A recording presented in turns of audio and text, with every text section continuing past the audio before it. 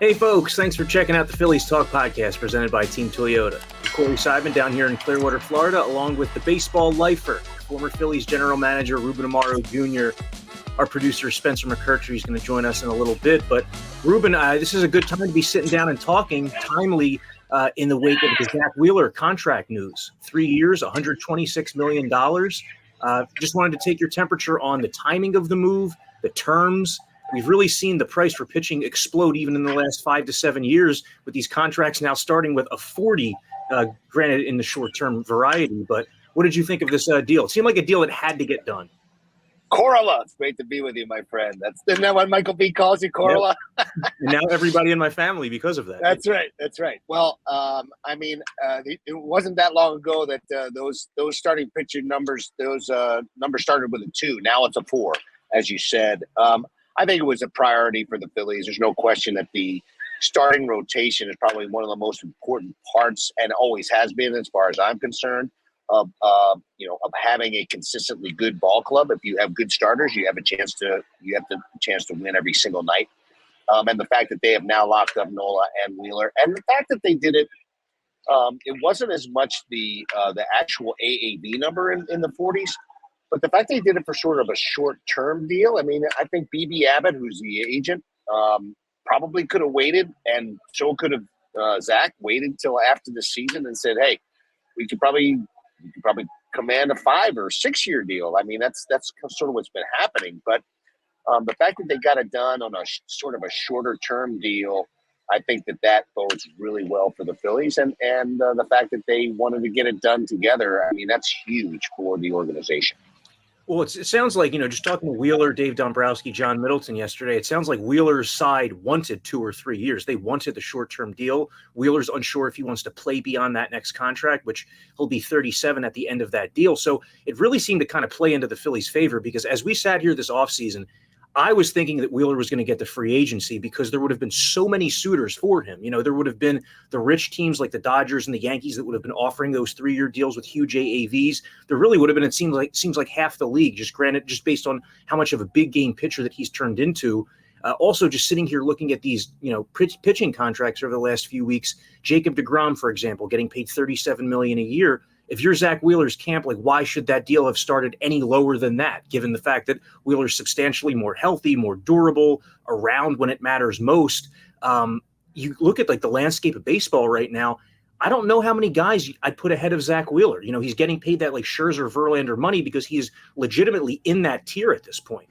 Yeah, and David Dombrowski talked about it at the press conference. I mean, and from my observations and having watched him grow up, because I was with the Mets when he sort of went to the next level as a pitcher in 2018. I saw him do extraordinary things in the second half that year, and really matched deGrom in a lot of ways, almost pitch for pitch, as far as his production and growth. I mean, to me, this is probably one of the top 4 pitchers in baseball. If you look across the board on what he brings to the table, the fact that he's pretty darn durable after he had some battles with his injuries early in his career. He has consistently in over 180 innings. He'll throw 32 to 34 starts a year. And the fact that you said it, I mean, he is a big game pitcher. The man has had tremendous numbers, and you can run them probably, Corey, much better than I can. But this guy is going to give you a great outing almost every time in the most crucial times. And that's what you want, especially when you're a team that is hunting for a championship. If you're going to do that, you got to have a number one that you can put on the mound and say, okay, this guy's going to win a baseball game for me when he gets on the mound. Now, the age component of this, Wheeler's going to pitch this season. He'll turn 34 during this season.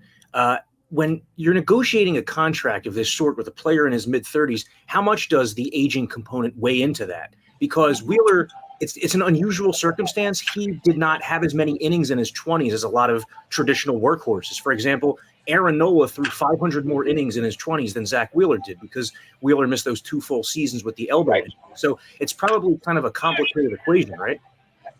Yeah, it is complicated. I mean, I've gone through it myself. And, when I was working for Pat Gillick, he rarely wanted to give a pitcher more than 3 years. But, if you want to play in today's landscape, sadly, you got to sort of have to do it if you want to keep the players, the best players in your organization, which the Phillies have done a heck of a job of as of late. And there's no question that John Middleton's going to do everything he possibly can to keep those players and the ownership group, obviously Dave Dombrowski. It's a difficult decision. I mean, I went through it with a guy like Cliff Lee. We went to 5 years on him, and he's a guy who had like one of the most pristine arms, according to our medical people, that they had ever seen. He had logged a lot of innings, but he just had no real issues. And then it was just a little elbow tweak that really sort of hurt him at the end of his career. And you just don't know. It's such a tenuous thing, with starting pitchers. But there's, the marketplace, and it's the importance of what they bring to the table. I mean, how rare is it for a guy to actually throw 7 innings pretty consistently these days? It just doesn't happen anymore, Corey. And so if you have a guy who's close to that and a guy who does that consistently, as consistently as a guy like Zack Wheeler does, you sort of have to pay to play. I mean, I used to think that when I was a GM, if it was a longer-term deal and it was a starting pitcher, that if I got 2/3 of the production out of those as far as the years are concerned, then that was going to be good enough, because you almost have to sort of factor that in. Now, the fact that it's a shorter deal, a 3-year deal, then your risk obviously is mitigated pretty significantly, because he's not 5 or 6 year deal or a 7-year deal like Aaron Nola. Aaron Nola's been super, super durable as well. But at some point, age is going on. Father Time's never been beaten. It's undefeated. So at some point, it's going to affect somebody at some point. Hey guys, what's going on? Hope everyone's doing well. Rube, you look great, by the way. I'm telling you, that backdrop. Everyone back here is gonna love that backdrop. If you're this is my favorite. This is my favorite garb right here. I love this pullover. By the way. Oh yeah, it's got the. It's a nice color on me, isn't it, Smith? Oh yeah, it looks good on you, man. I can't wait to see you guys, man. I'm heading down there here in a few days. Looking forward to another good week down in Clearwater. Rube, I just wanted to chime in quick and ask you what's it like negotiating these kind of deals in spring training? Last year we saw Aaron Nola's camp kind of impose that deadline. What's it like now that Wheeler got the extension? What's that whole process like in spring training? Yeah, and a lot of it depends, Spence, on like the tenure of it, the feel of it, what the player wants, and having an understanding of what the player wants, having the relationship with the agent. In this case, it's BB Abbott. Just having a good conversation about, what are the priorities here? Does he want to stay in Philadelphia? How long does he want to stay? I mean, the numbers don't lie. You're understanding that you're talking about one of the best pitchers in baseball. And so that the number is going to be somewhere at least in the 3s as far as the AAV is concerned, and probably north of that, which it ended up being. And the fact that the way they went north of that is because I think that they got a feel that, as Corey mentioned, that Zach didn't really want a real long-term deal. And that doesn't happen. That's very, very rare. I had that happen with Halladay. I talked to Halladay when we went through that, and it was sort of one of those deals where I know where I want to be. This is the place where I want to be. And we were sort of pressing the fact that it was only going to be 3 years. And he understood that. He's going to be at that point, one of the highest paid pitchers. It was that number was in the 2s. Thankfully, I think it was 3 years at $60 million. And so how things have changed, over doubled now, right? But it is. You just have to know what is important to the player and have built a relationship with the agent such that what the goals are. I don't really like deadlines. I don't like, and Dave Dombrowski does a great job. He talks about it all the time. I didn't like to do things publicly. I think when you do things privately, you get a lot more work done. You get stuff done much more efficiently when you don't have the outside noise. And I think Dave Dombrowski does a great job of that as well. They had their priority. They needed to sign this guy. They lined up. This guy wanted to play for the Philadelphia Phillies, and you saw in the press conference how he felt about the organization, the fans, and all that stuff, and the competitiveness. with which this team has, and the fact that it's going to be a contending team for at least the next 3 years, I think things lined up just really, really well. Well, the other contract that's been a topic for Phillies fans this offseason, ever since Aaron Nola signed the week before Thanksgiving, the priority became Zack Wheeler. But there's also the Bryce Harper situation. Both Harper and Scott Boras have made clear this offseason that Harper's interested in an extension. You look at his contract now in comparison to so many that have been signed since it. Ruben, it's crazy to see that he's 47th now all time in AAV. Now, obviously, that wasn't his primary motivation when he first signed with the Phillies. He knew that he was getting $25.4 million or whatever it was per year. He didn't want any opt-outs, Harper. He didn't ask for any. But now he finds himself in this position 5 years later where he doesn't have that contractual leverage, but he's still interested in getting years tacked onto it and obviously some more dollars. What do you make of this whole situation? I mean, it hasn't happened too often in the course of big league history where a guy's not even halfway through a deal of this length and he's already eyeing something new.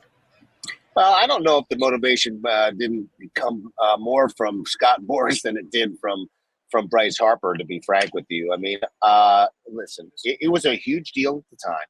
And, I mean, this is sort of the danger of having these long-term deals, and Pat Gilligan's talked about this all the time. You start to get over 5 years in a deal, then someone's going to be dissatisfied. Either the player's going to be dissatisfied that the market's changed and he's getting underpaid, or the team's going to be dissatisfied because the guy had not lived up to the contract with his production. So that's the danger. But for the Phillies, it's a wonderful thing. I mean, it's a great spot to be in because you've got a great player.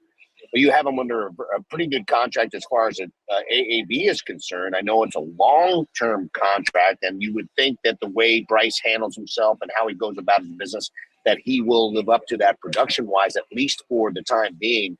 The difficulty is that, I mean, he's in a situation where, hey, he's under contract. There's no rules in baseball where, you can demand to change your contract or you can become a free agent. That just doesn't happen. And I know they want to keep Bryce Harper happy. I know that's an important part of it because he's such an integral part of the organization. But I think it's probably more of a back burner issue. And I think Dave Dombrowski handled it extremely well, Corey. I think he said, listen, the player can want what he wants. The agent can want what he wants. But the fact of the matter is that this guy is a signed player, and, we'll deal with it at the appropriate time.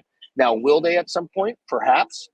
But I think it all is going to have to line up well for both the Phillies and Bryce Harper for that to happen. Baseball is back, and there really is nothing like a home team advantage. That's why Team Toyota makes an obvious choice for your next vehicle purchase or service. With their MVP pricing guarantee, Teammates Reward Program, and streamlined customer experience, their award-winning sales and service departments are there for all of your vehicle needs. A home team advantage is nothing without family and community. Their employees are part of the family, part of your town, and we're all part of the team. Visit teamtoyota.net and choose one of their 3 locations in Langhorne, Glen Mills, or Princeton. Catch all the sports action and more at Rivers Casino Philadelphia. Whether it's the money line or the pass line, there's something for everyone, including a great sports book. Rivers Casino Philadelphia. Philly loves a winner. Gambling problem? Call 1-800-GAMBLER. Well, in the wake of the Wheeler move doesn't go into effect until next season, so he finishes out this portion of his contract. But the Phillies' payroll is at an all-time high. It was at an all-time high before this Wheeler extension. It's in the range from a luxury tax perspective around $260 million. So, obviously they're exceeding the luxury tax again. There's a concern, it seems. I noticed a concern when the Phillies signed Whit Merrifield from fans who were saying, why did they sign this guy for $8 million? Now they're not going to be able to do stuff at the deadline if they need to. And my response was look at what they've done the last few years. You've seen that every time they've identified a need, they've gone out and paid for that need. Even last season, Michael Lorenzen wasn't quite a need, but they went out and proactively got an additional starting pitcher to help alleviate the burden of their main guys after the deadline. So, I mean, do you see this as the Phillies being almost tapped out, or do you still think that if a rotation need arises, for example, that they would go out and fill it in season? Oh, I don't think there's any question. And if they feel that there's a contending team, even if there's a multiple myriad of injuries, which none of us want to have happen, I do believe that this team is a contending team, and John Middleton is going to do everything in his power to become that guy. I mean, he's, to me, or to continue to add to this roster in some way, shape, or form. I do believe that John Middleton wants to make this a franchise that people will never forget about. And in order to do that is to win multiple championships. That's what he wants. And, how do you do that? Well, you try to extend that window as long as you can. I think the 3-year deal on Wheeler was tremendous because at the very least they're going to be a contended team over the next 3 years. They still believe that their more experienced and older players are going to be still very productive. And I do believe that if a deal that needs to be made with a real need in the middle of this season, John Middleton, Dave Dombrowski, Sam Fold, they're going to do exactly what they need to do to try to add to that piece or add to this club with a piece of that nature. And you just don't know with the ebbs and flows of the season. Somebody goes down, a third baseman, a shortstop, an outfielder. You're not comfortable with where your bullpen is. Do you need a closer? If there is a piece that needs to be found, I do believe that the Phillies and the ownership group will do whatever it takes because John Middleton's already said, I'm not afraid to lose money. I want to win. And so I think that the Philly fans should feel very comfortable about where John Middleton stands as far as the dollars and cents are concerned. I agree. And, I think last year too, dude, right? There was points where people were kind of upset that they were kind of quiet at the deadline, but I think that's going to change this year. Especially like you said, Ruben, I think if there's a point that you need addressed at some point before the deadline, they're going to go out and make it. But let's talk about right now real quick.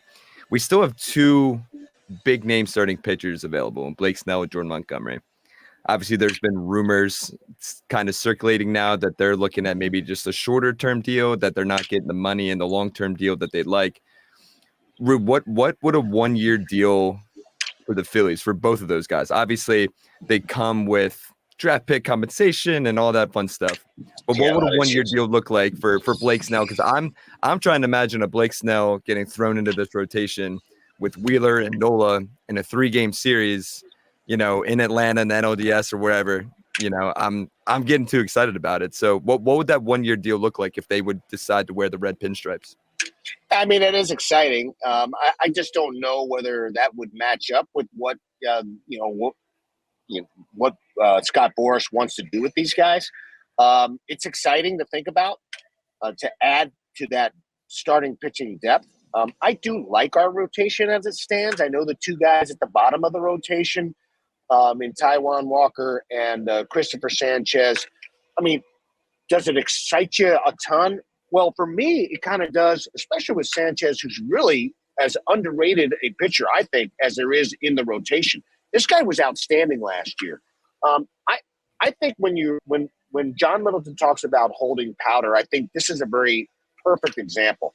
If there was a real super need right now, as far as somebody in the rotation to slide in and it's a number 3, solid number 3, I think Suarez can be that guy. Shoot, Christopher Sanchez could be a number 3. Snell and Montgomery are 2 very good pitchers. But do you want them to, add on at this stage, not knowing what your real needs are going to be, knowing that you're going to be totally tapped out? And I'm not surprised that there's some rumors out there because, hey, I would poke around too if I was John Middleton and Dave Dombrowski because they're 2 very good pitchers. That said, it's going to have to really match up for them. And it really may put them in a position where they really are tapped out because it's just difficult to continue to add. It's not an infinite number out there. And, the fact that you're going to lose some draft pick compensation, that's a big deal. If you want to have a sustained organization, you got to keep adding from the bottom up. And I think the Phillies want to do that as well. So it's a little bit of a dangerous situation to go into that. It sounds exciting. And I would be excited about it as GM.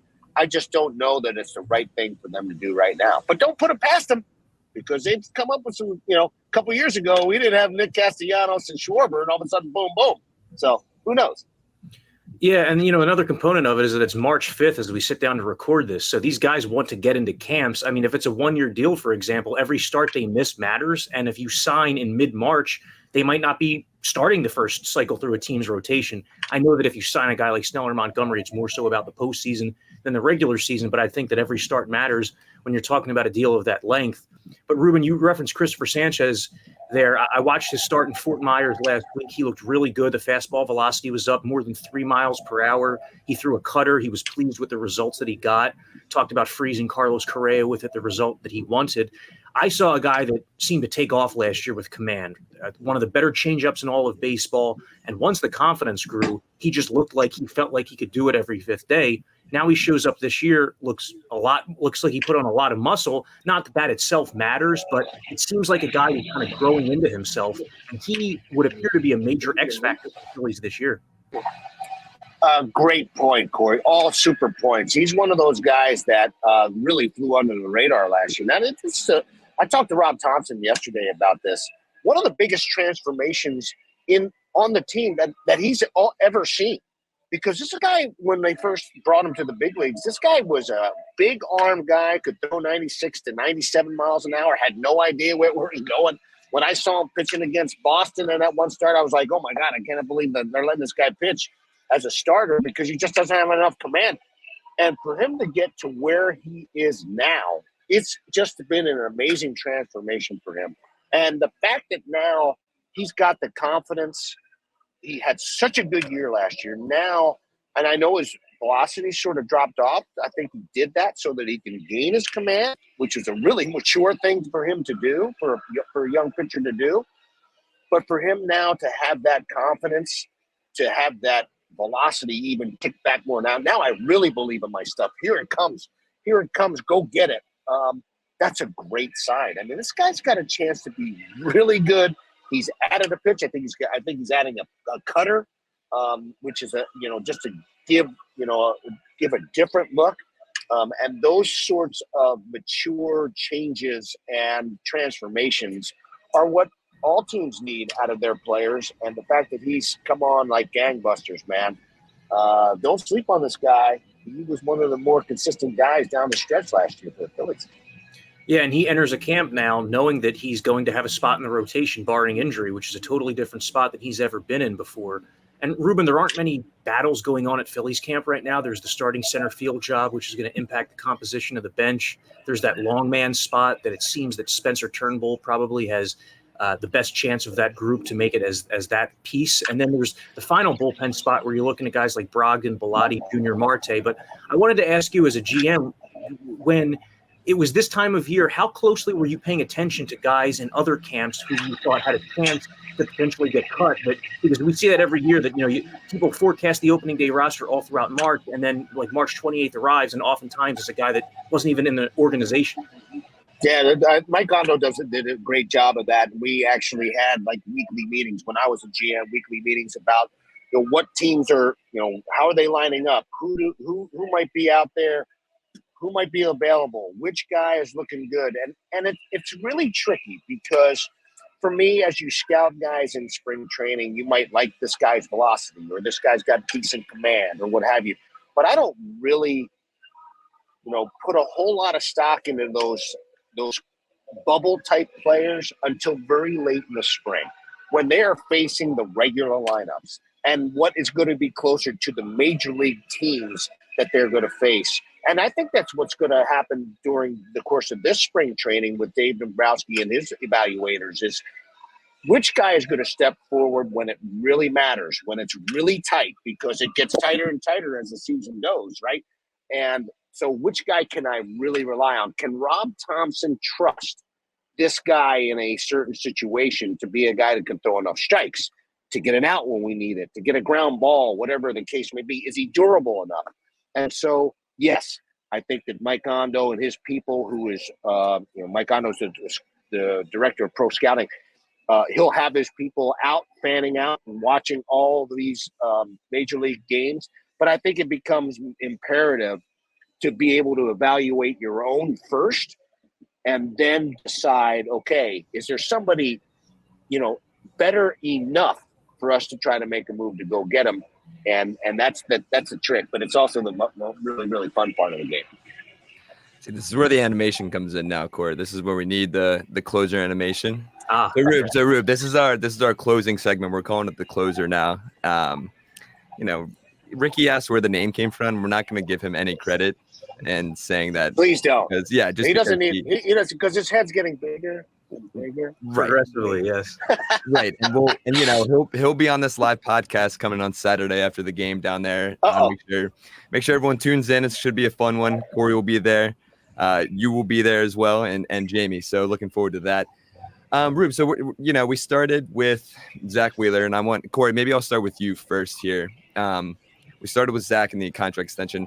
Obviously, coming off a pretty good year last year, but maybe we'll look at some over/unders right now. And these are not any sports books over/unders. This is just the Kirch's sports books over/unders here. So last year, Zack finished with an ERA of 3.61, which is a little higher than usual. But we'll put it for 2.80 this year. Over/under, Corey, we'll start with you. Where do you think Zack's going to finish with his ERA? That's like right where the line is, because that's pretty much what he did in his other 3 years as a Philly was right at 2.80. So I would go slightly under. I'll say like 2.76 in that range. I mean, last year it was 3.61, but if you look at all the underlying factors, he did everything that he had done the prior 3 years in terms of strikeout rate, low walk rate, soft contact, ground balls. He's just like a true talent, upper twos ERA pitcher to me at this point. So I would go under. Rube, what about you? Okay, Cobra, I'm going to go even lower than that. I think I'm going to go to 2.7. And the reason why is I think that I thought he was slighted a couple years ago. I thought he should have been the Cy Young Award winner. I think he wants a Cy Young Award. I really do. And I think that the fact that he's developing a new old pitch in that changeup to try to get the left-handers sort of off of him, I think he's going to improve in those numbers. His numbers against left-handers, there's pretty significant disparity. I think that he's one of those guys that tries to always evolve and get better and better. I think he will do that. I think he's going to be right at 2.7, and I think he's going to be a Cy Young Award winner this year because he's the kind of guy that wants to prove to the people that he's the best pitcher in Major League Baseball, especially in National League. Hey, that all sounds good to me. I'm still not over him not winning it a few years ago over Corbin Burns. I know, Corey, you mentioned it in your story yesterday after the extension, just having so many more innings than 47 more innings. It was ridiculous. Like pitching an entire month or more. Yeah. That's insane. I just don't get it. I'll never get it. I don't understand it. And the people who are making that decision, no bueno. Yeah, and the last point I'll make, because I know it's a couple years later at this point, but there were two starts late in that season where Wheeler allowed like 3 runs and 4 runs in the 7th inning of a game. Corbin Burns often wasn't getting to the 7th inning of a game. Thank you. Wheeler's ERA would have been a lot different if not for those 2 outings. So it's just still kind of crazy. But hey, it's just the way that the game has changed. It's crazy. Yeah. So I like the way that we're talking right now with the Cy Young, hopefully in 2024. We'll do one more quick, and it's just innings. Zack finished with 192 last year. Obviously he got to 213 in 2021, that All-Star year. We'll set it at 190. Do we see Zack Wheeler get to 200 this year, or are we looking maybe about 10 innings short? Corey, we'll go with you. I would say under, just because I think the Phillies would want him to be under 190, because it's now 2 years in a row that he's approached 200 last year, was over 200 the year before. You factor in the additional playoff starts. The Phillies know how important he is at that time of year, so I think they'll give him an extra day here and there, especially as they get later in the season. Wheeler's not a fan of that. He likes to pitch on regular rest, but I think the best case scenario for the Phillies would be if he's right around like 180. What do you think, Rube? I think your thought process is right, but I think you said it. This guy wants to pitch. He wants the baseball. He doesn't want to come out of games unless he feels like he's spent. And so I'm going to say 200. I'm going to go over. I think he's going to be between 195 and 200. I do think that they're going to be cognizant of his workload because he did pitch over the last couple of years a lot more than he has in the past. And they do want to sort of preserve him. And I do think that there's going to be a spot in there where he may get a couple of skips. But I still think that that's probably going to be a goal of his because I think he feels like the elite ones go to 200, especially in this day and age. And I think that's where he's going to be. Well, it should be a big year for Zack Wheeler. It'll be a big year for the Phillies Talk podcast, and we'll have a live Q&A with you guys on Saturday after the game at Baycare Ballpark. That'll be on NBC Sports Philadelphia. It'll be me. It'll be Ruben Amaro. It'll be Ricky Batalico. It'll be Spencer McKercher. And hopefully you guys participating and asking us some questions as well. So thanks a lot for checking us out. Talk to you real soon.